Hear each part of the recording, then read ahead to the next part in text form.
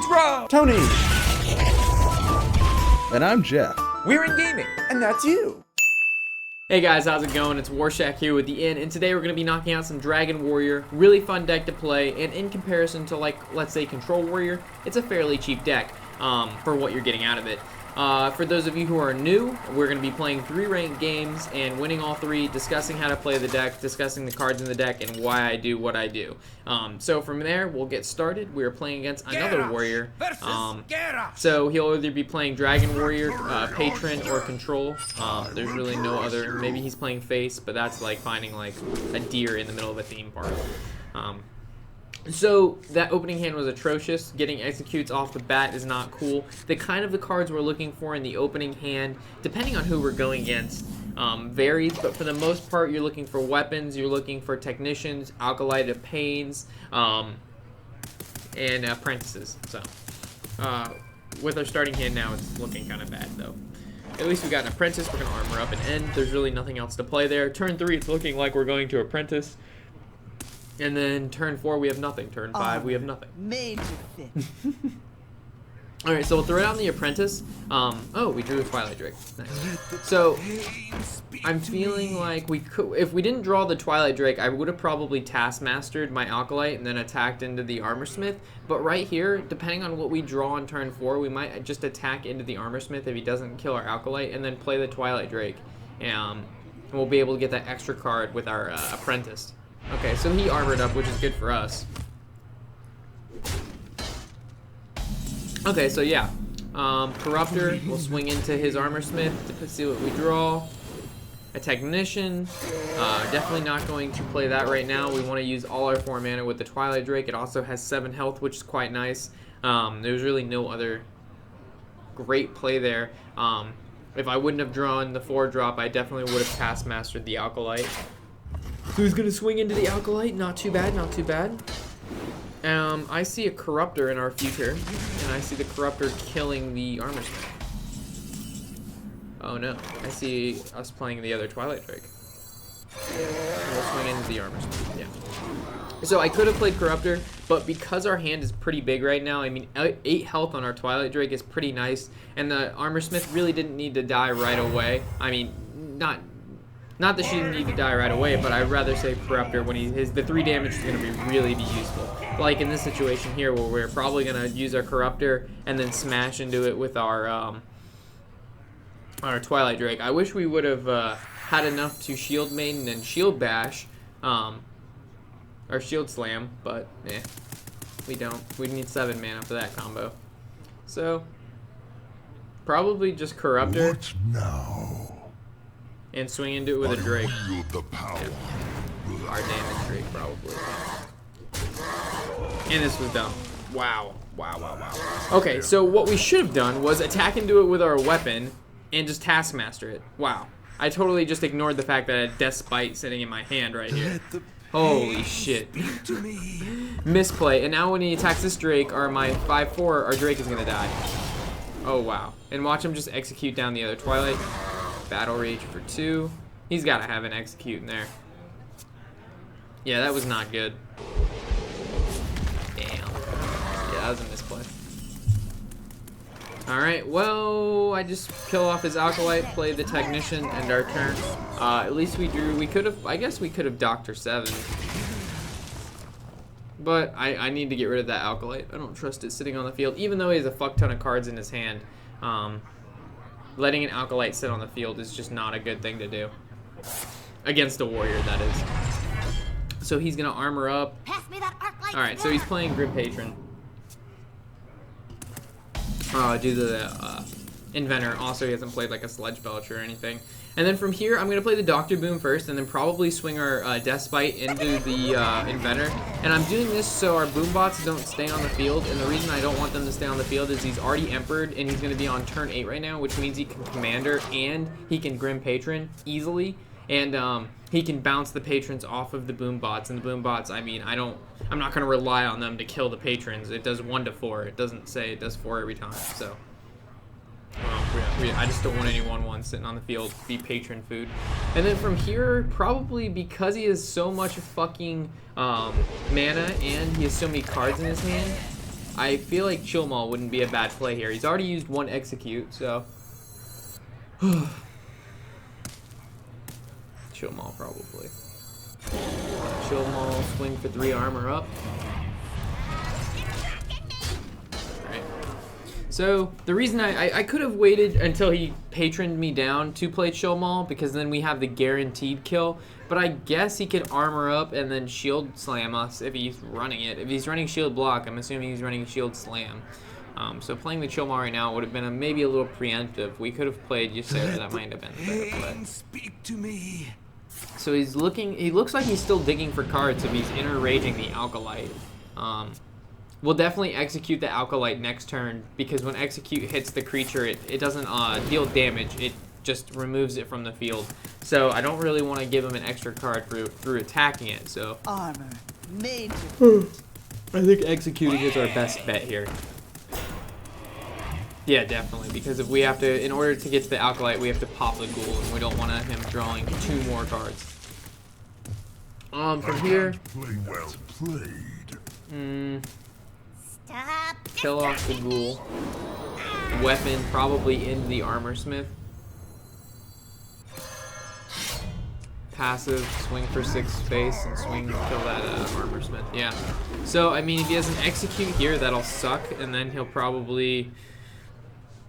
I'm not sure what he'll do, to be honest. If he has an execute, he might as well use it on Chill Maul. That'd make sense. He could assume I don't have a dragon in my hand and go for the rush. Wow, he's actually... Okay, so it looks like he's going for the Patron Flood. Or the Berserker and Patron Flood? Yeah. So the Patron and Berserker Flood. He's going to inner rage. He has 1 mana left. I'm assuming there's going to be a Whirlwind. Yep, there's the Whirlwind, the 0-cost Whirlwind. It looks like he had that in his hand when Emperor hit, which means he has still 1 more mana.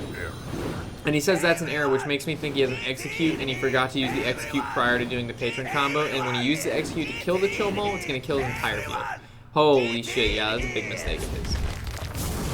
Not as big as our mistake earlier with the Twilight Drakes, but that just cost him his entire Patron and Berserker Flood. And that's a rank 9 Patron player for you guys. Holy shit. Wow. Oh, man. Alright. Well, now we can sit back again and kind of relax. So, talking about the deck list a little bit, some of the cards in here I'm not going to go over in a super extent, just because they're basic warrior cards. So, like, the Executes, the Shield Slams, and the War Axe. Those are just kind of like standard warrior cards. You'll see them in every deck, whether it be control, patron, or not.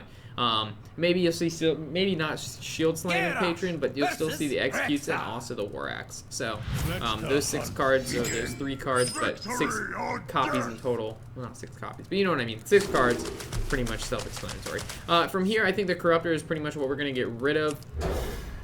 Like I said, in the opening hand of a Dragon Warrior, you're looking for probably the weapons, not probably, but you're looking for the weapons, the Taskmasters, the Alkalites, the Technicians. Bash is even good, makes favorable trades, and yeah. And if you go against a Warlock and you figure he's going to be a handlock, keeping like maybe one Execute isn't terrible, but for the most part you don't know if he's playing handlock or rushlock, so keeping an Execute versus like a Zoo lock is really painful. So you just got to make a good decision there. Because definitely Demon Handlock, it puts up a huge challenge versus this deck. So we got our turn. Well, if he plays a card on turn 1, we can just coin into our War Axe. If he plays like a Leper Gnome, we can Taskmaster it. And if he doesn't play really anything that we need to deal with immediately, we can War Axe obviously on turn 2 and then coin into the Twilight Drake on turn 4 or turn 3. And then if we can draw like a Twilight Guardian, then we can coin into that, or not coin into that, but play that normally on turn 4. So Greetings. it all depends what he plays though. What this Huntard plays. So we didn't play anything on turn 1, so we're not going to coin into the War Axe. We don't need to coin into the Taskmaster. That'd be kind of pointless. If he plays like an Alik or a Knife Juggler or a Mad Scientist, we'll definitely be using our weapon to kill it. If it's especially if it's like a Knife Juggler, we'll definitely be using our weapon to kill it. There's no doubt about that. But if he plays like a Leper, we'll Taskmaster it. and save our weapon. Make them think we don't have it. Alright, so he played the Elec. The Elec. And he does not get the draw from it. Every time it seems that a mid-range hunter plays this little Elec against me, he always gets Savannah Highman. Every single time. Always Savannah Highman. So, he keeps saying greetings, so I keep saying greetings. That's how we roll. And obviously we used our weapon to kill it. Turn 4, depending on what he plays here, we could coin into the Twilight Drake. Or not, and just hold on to it. It all depends what he plays. So he played a weapon and ended his turn, so I don't really find a reason to play a creature right now, so we'll just passive and end our turn. Coining into the Twilight would have been fine, but then we have nothing on turn 4. I guess we could have Taskmastered passive on turn 4, and depending on if he plays like a creature with 1 HP, he didn't, okay? So it looks like we'll be swinging into it with our weapon. If it's, let's see what it is. Okay, not scary. And then we'll play the Twilight Drake. So the reason I did this, instead of playing the Twilight Drake first, which I see a lot of people do this, they'll play their creatures and then kill off the piloted shredders. But it's kind of dumb because if a Doomsayer pops out, you're fucked. So kind of just check to make sure it's nothing that's gonna, you know, fuck up your next play. Then play your creatures. So kill shredders, then creatures. No creatures, then shredders. I've seen people like lay an entire board out. They'll kill my shredder. A Doomsayer will pop out and say fuck. It actually happened in one of my games, reaching I think rank 1. It was. Some guy played Tyrion and then popped my shredder, and it was a Doomsayer, and then it was my turn, and Tyrion died. Okay, so we'll Corruptor the 1/2. We'll attack with our 4. I wish the Corruptor would have got a little bit more value, but there was really no other turn 5 good play that puts a creature on the board. I mean, Taskmaster is pointless. We could have bashed, but that doesn't put a creature down, and then coining into, what, nothing? So, laying a 5/4 body on the field isn't bad. Alright, so he did his Savannah Highmane on turn 6. This is a bit scary because Savannah Highmane's an incredible card. There's quite a few things we could do here. We could passive bash and then shield block it, and then we have to deal with 2/2/2s. We'd kill them off with our creatures, and they'd still be a 5/2 and a 4/6. Or we can coin into the Chill Maul, and if he attacks into the Chill Maul with his Savannah Highmane, then it'll pop and kill both those anyway and deal 3 damage to everything on the field. But we can also deal 9 damage here instead of doing no damage here if we were to pop it through the shield smash or the shield slam. So I think dealing 9 damage is worth dealing in replace of not playing Chill Maul, because we would have had to use bash and shield slam, and our creatures would take damage while doing no damage to him directly. But if we play Chill Maul, like I said, we deal 9 damage and we put a body on the board that'll take care of the death rattle by itself. So he did exactly that, which I said he would do. From here, it would kind of, could call the Hounds, but I don't think he's going to do it. 2 creatures is not enough. I'm not really sure what he'll play here, to be honest. Okay, so Dr. Boom. He had his Dr. 6, Savannah Highmane. Now he has actually Dr. Boom on turn 7. That's a little annoying. But if he doesn't use his weapon to kill this 5/1, we're definitely going to swing it into the 7/7. We're going to bash it down. And then from here, we might just weapon, swing for face, and then swing with our Drake. And that'll bring him down to 9 HP. So, and that's exactly 7. Yeah. So probably weapon and bash next turn. I don't know why he wouldn't attack the 5/1 unless he just doesn't want to get low. But he also hasn't swung face with his weapon. He's just like keeping it there. He's just like roped out. I don't know what this hunter's doing. Alright, so we will attack into that. We will bash it like I said we would. And I suppose instead of playing the weapon, we can actually play the Twilight Guardian. Just put a taunt on the field and swing for 4. The weapon wouldn't have been a bad choice, but we drew a taunt. So, I mean, why not? And it also puts another body on the board. The weapon was just like the situation which we had. There was no other really great play for 4 mana. But now that we got Twilight Guardian, that was nice. Okay, so looking at the deck a little bit, we were running 2 Revenges instead of 2 Whirlwinds, and this is because Revenge, if we're at 12 health or less, it does 3 damage, and if we're going against Patrons, which is a lot of the games that we're going against, also the Warrior versus Warrior matchup is tough, but because we're running Revenge and it does that 3 damage if we're at 12 health or less and they run Patrons, it really helps out. It's a great field clear. It's like having a chill maul, but not. Also, because of all the rush that we are playing, like the aggro Pally, the Hunter, Revenge, just most of the time we are low health because of them playing rush, and this deck is weak to rush, so just I find Revenge over Whirlwind is nice, but again, you could run Whirlwind instead of Revenge if you feel the 1 mana difference is that big of a deal. It looks like this Hunter cleared my taunt and he's swinging for face. I mean, we do have 23 health with his 10, and we do have a weapon down, or a weapon we're going to be able to play. So, oh, that sucks. It was lethal because we could have weaponed Twilight Drake and then Taskmaster the Twilight Drake to finish him off. So it looks like from here we'll just Revenge. Gonna get rid of those bombs, gonna give him something out of the web spinner, so hopefully it's nothing too crazy like a King Crush. That would suck. And we'll passive, we use our weapons, swing for 4, and end our turn. So there's really, the only card in our deck that would give us lethal would be Corruptor.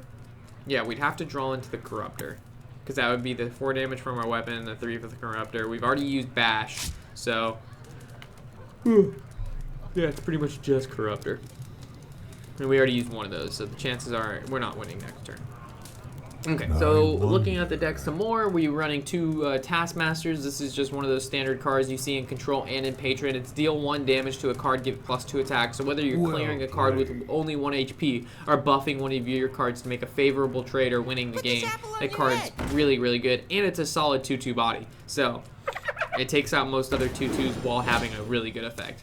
Now, it looks like he played his Knife Juggler and then a Hyena, which he got from the web spinner. 12 health, 7 health. Ouch. Alright, so he's pushing lethal next turn if we do not armor up. We drew our taunt, which was nice. So right here, if we attack a creature, that's not going to work. It'd be pointless to attack a creature. Neff would be a little... Yeah, if we Neff, we wouldn't be able to passive, and without passiving, he has 7 damage, including his passive, if neither of the cards in his hand deal damage, which we're supposing, let's say they do. Even though he's wasted 2 kill commands, let's say he has a quick shot. So we could attack face with our weapon. It would Whirlwind both those cards down. Then from here we can Taskmaster 1. Oh, we'll play our taunt passive, but now we can Shield Slam 1 and then Taskmaster the other. Yeah. And this is part of, we were actually just talking about Taskmaster, him having value. There you go. He just killed a 2/1. We are at 9 health. So we kind of were playing out of the range of passive and quick shot. So the only combination he could possibly have right now that would make us lose is like an Iron Beak, a 3 damage weapon, or like a holy shit. And he would need a Leroy or his Arcane Golem. So hopefully he doesn't have Arcane Golem. Or Leroy. No Arcane Golem, please. No Arcane Golem. Alright, nice. That is another win for us. Sweetness. Alright, so we need 1 more win. And we got our 3 wins in a row with the Dragon Warrior. Okay, so until we find the next game, we talked about Cruel Taskmaster. Bash, I was running 2 of these, and it just seemed to be a little bit too much, plus it's kind of hard to find room for it. I mean, if you want to take out maybe 1 Revenge and put in another Bash, that wouldn't be terrible, but I mean, Revenge is... I think it's a pretty staple card, whether if it's Revenge or Whirlwind. But yeah, the Bash, you can run 1 or 2. Dealing 3 damage and getting 3 armor is just great. Speaking Bash, we're going to keep it in our opening hand. So it looks like we got Bash in our opening hand and Revenge in the Twilight Guardian, which is really nice. So on turn 2, we can kind of take care of whatever he plays, depending on what he plays. And then obviously turn 3, if he ends up playing like a Knife Juggler or like a Huffer, we'll be able to take care of it with the Bash. I'll show them. I'll show them. So we played the Mad Scientist, so it looks like we're just probably going to pass it and end our turn. Really nothing crazy here.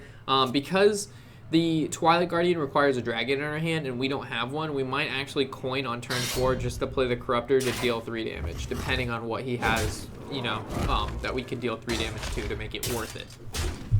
Unfortunately, the Twilight Guardian not having a dragon affects us. The Alkalite's probably not a bad plan. If he attacks it with his weapon, he gets no more durability because he won't be able to get the effect off of what his Mad Scientist brings out. But if he attacks it with his Mad Scientist, we'll be able to draw 2. So, Oh, we'll draw none because he just Iron Beaked it. Okay, never mind. And he'll probably just attack 2 and save his weapon. Yeah, that makes sense. Okay, so we got the Technician. We could coin it in the Corruptor, or we could Technician. I think the Technician is probably a little bit better option here because the Corruptor won't really get any great value. If we hit the Spider, it just makes more. If we hit the 2/2, it gives him a trap. And our 3/5 should be sufficient for now. But yeah. The beasts. Ram Wrangler, please don't bring out something fucking insane. A 1/4 with Taunt, I can deal with this. I cannot deal with the King Crush, I cannot deal with the Malorn. I actually could, because I would just revenge and then execute it, but I do not want to deal with one of those. I'd rather deal with the 1/4. Alright, Brawl's nice. Okay, so we'll definitely Corruptor his 3/3, that's pretty value, and we'll swing your 3/5 into his 1/4, bringing it down, and hopefully killing it the following turn. He's been holding on to that 1 durability on his weapon for a while now, so I see him maybe using that durability on his weapon here. Alright, so he's filling up his field completely. The either Revenge or Brawl is going to be looking like a great play. So I see him using his weapon to kill off our 5/3. And then using his Mad Scientist in... yeah, I don't know. Maybe... yeah, so he's holding on to that weapon durability and killed off creatures to do it. Instead of, you know, attacking with the weapon, that makes sense. Okay, so from here, well, I see us attacking this if it's not a Frozen Trap. It's not Snake Trap, which is really nice, which puts our Revenge on point now. It'll pretty much clear his entire field, because then we'll use our War Axe to kill off his 3/3 Wrangler, and then Revenge. It will kill our card, but it'll also kill both his snakes that count as beasts, 2 spiders, and a web spinner. And then we'll probably just pass it for 2 armor. Nice, nice. So it's his 4 cards to our 7 cards in hand, 1 on field. So it's our 8 to his 5, and next turn we got 9. So that's really nice, including coin. So Dr. Boom looks like he's going to be coming out next turn, depending on what this guy plays. I really don't find a reason for us not to Dr. Boom. Okay, so we threw down that trap, which we're not sure what it is. Hopefully it's not a Frozen Trap. If it is, it shouldn't be that bad, because we'll attack bombs into it. The only thing, I'm not really scared of an Angry Chicken, but I am scared of an Angry Chicken if it gets Houndmastered. That's a scary chicken. Just because it could smash into a bomb or deal 1 damage or something. So, wow, it looks like he did fucking Houndmaster it. Oh my Jesus. Alright, so it is a scary chicken right now. That thing would have 8 attack if we enrage it. Alright, so we're going to attack a bomb into the 4/3 or the 4/4. See what it hits. Alright, that kind of, it's not bad. We'll Corruptor off the Angry Chicken, so when we attack the bomb into this 4/1, it'll hopefully hit the 4/3. If not, we can bash it. Alright. Bad. So bashing this. Bad bomb. You're supposed to hit the 4/3. We'll swing for face with our weapon. Hopefully, let's see what it is. Bear Trap. And we swung with our weapon now because we're able to kill the bear with our Dr. Boom. If we would have attacked with our Dr. Boom first, and then we would have had to use our weapon to clear the bear, and that would have cost us 3 health. And we're also at a point now where we only have 10 health. So, I'd much rather our minions take damage than us in particular. Or, yeah, in particular right now. So it looks like he's going to kill off Dr. Boom, which is 7 to the face he's going to be taking. I don't know why he was going to attack Dr. Boom instead of attacking my face. Yeah, he even said it. Whoops. He could have done 5 damage to my face. Well, 4, 3, and then the 1 creature. So playing the taunts, it's between Weaponing and Twilight Drake. No matter what, we have to armor up. Just because of how low we are right now. Every turn it's 2 damage just because of his passive, so we kind of have to cancel that out. And I think we should coin, and it's either coin into a weapon, or coin into the Twilight Drake. And I think the Twilight Drake may be a little bit more important right now, just to put a body on the board. Because the weapon's nice. It puts 4 damage out right away, but it doesn't put anything on the board. And we also don't want to be attacking creatures with weapons right now, just because of how low we are. If he top decks a Leroy, a Kill Command, anything like that, it's kind of scary. Even if we have a taunt on the board, I've seen some hunters pull some fucking retarded damage out of nowhere. So it looks like you have the Mad Scientist. We've already run through 2 secrets, so I'm not sure how many more he'd have in his deck. If he does, he'll probably have a Frozen Trap. So from here, we'll armor up, kind of canceling out his 2 damage a turn. We'll swing face, swing for the 3 face, swing for the 4 face, and we're setting up lethal for next turn. We're not worrying about the creatures on his board right now because he has no silence, and even if he did, it wouldn't be enough damage. He would have to, even with an Iron Beak, he has 8 damage, and we have 12 health. So Put this he'd apple have on to your head. silence it and do more damage than that. So that's just not possible. So he's probably going to use his weapon, Mad Scientist, and Hound to kill our taunt. And then if this is a frozen trap, it doesn't matter. All right, so that pretty much wraps up our 3 games with the Dragon Warrior. Hopefully you guys enjoyed. We're moving down the ranks slowly but surely. Unfortunately, I haven't had a ton of time, like I said, to kind of grind the ranks this month, just because of how many tests I'm having, the group projects. It's just the total amount of work I've had in my senior semester of college. So it's pretty killer right now. But I'm making deck guides as quick as I can. I'm making deck guides as quick as I can. So hopefully just be patient with me. And when kind of things calm down with class and whatnot, I'll be able to, pump more out because I enjoy doing it. And it's something I really strive to do, but it's just time's been so fucking hard lately. I mean, I'm sure some of you can relate. Okay, so talking about the deck, we didn't get to finish it. The Alkalite of Pain is pretty much standard in almost any warrior deck. We're running 2 of these. This is what generates our card draw. It also combos well with a Revenge, our Taskmaster, and I'm pretty sure those are the only ones that it really works. Yeah, Taskmaster and Alkalite make a great combo, and then the end of your Despite as well. So remember that Whirlwind from there. Heading into the Technician, this is your great 3-drop. Most of my Dragon decks don't really play the Technician just because you have to have a Dragon, and if not, the card is only a 2/4 for a 3-drop, which isn't that great in value. But because of the kind of early game this deck doesn't have, we have to run some body to put there, and I think the Technician does a pretty good job at doing that. 2 Despites, that's just mandatory. To Twilight Drake and Twilight Guardian, these are our 4-drop dragons. Normally in the place of these 4-drops, it's like a Shredder on turn 4, but because this is Dragon, it is the Twilight Drake. So either one of these is a great card depending on the situation you're in. So like let's say you're playing against like another, if you're running against an aggro, the Twilight Guardian would make sense to play, but if you're running against a slower deck, playing the Twilight Drake to put a huge body on the board on turn 4 is really nice. Heading into the Brawl, 1 is just enough, 2 is too much. I kind of find there's a lot of similarities in between the Dragon Warrior and the Dragon Mage. So if you look at the Dragon Mage that I built, it has the Explosive Sheep, it's got Flame Strikes in it, and kind of in this deck, instead of Explosive Sheep, we have Revenge, and then instead of Flame Strike, we have Brawl.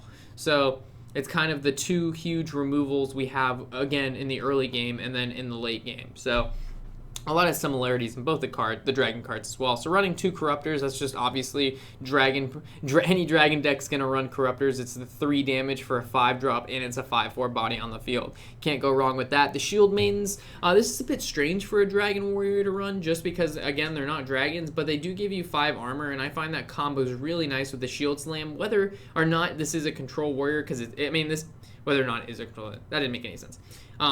Even though it's not a Control Warrior, having you get 5 armor is insane against any kind of deck, whether it be you're going against aggro or control, and then the armor also works well with the Shield Slam.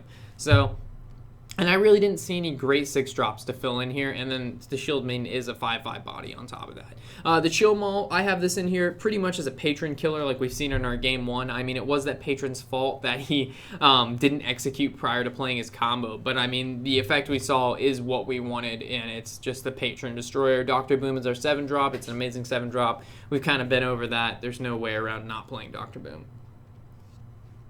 And to wrap up our 2 huge dragons in the deck are Neff and Ysera. If you do not have Dr. Boom or Chill Maul, you can kind of replace either one of those with like an Alexstrasza or a Chromagus. It all kind of depends what you want. So I've seen a lot of people do some cool combos with Chromagus and the Alkalite. So they'll draw from the Alkalite or from the Shield Slam the Alkalite and the Shield Block. There you go. And they'll draw to the 2 extra cards because of, the effects from those. So if you don't have these 2 dragons, it's alright. Just play other huge dragons. I just find Neff is a great kind of RNG card. This deck doesn't have a ton of RNG, so throwing in Neff gives you some of that. And also Ysera is just, I think, one of the best late game dragons. I mean, it's a card every single turn, and 3 of the 4 cards are game changing. Whether you're returning a card back to the opponent's hand, giving a card +5/+5, or playing a 7/6 dragon, or dealing 5 damage to everything on the field besides you, Sarah. I mean, she has some insane cards. So this pretty much wraps up our Dragon Warrior. If you have any comments or concerns, please leave that. Feel free to leave that in the comment section below. I'll be happy to answer it. If you're also looking, I don't have this card, what should I kind of change it out with? Please just let me know what you have to, change it out with. Don't say I don't have Dr. Boom, what do I replace it with? I don't know what cards you have. So I don't know what you should replace it with because I just don't know what you have. So if it's like, I don't have Dr. Boom, but I have Lothab, Alexstrasza, and blank, one of these 3 cards, what do you think? I can respond to that. I can help you. But if you don't give me any idea of what you have, it's kind of hard for me to tell you what you need. But yeah, that pretty much wraps it up. Thanks for stopping by the end, guys. And I'm Warshack, and happy whatever the hell it is.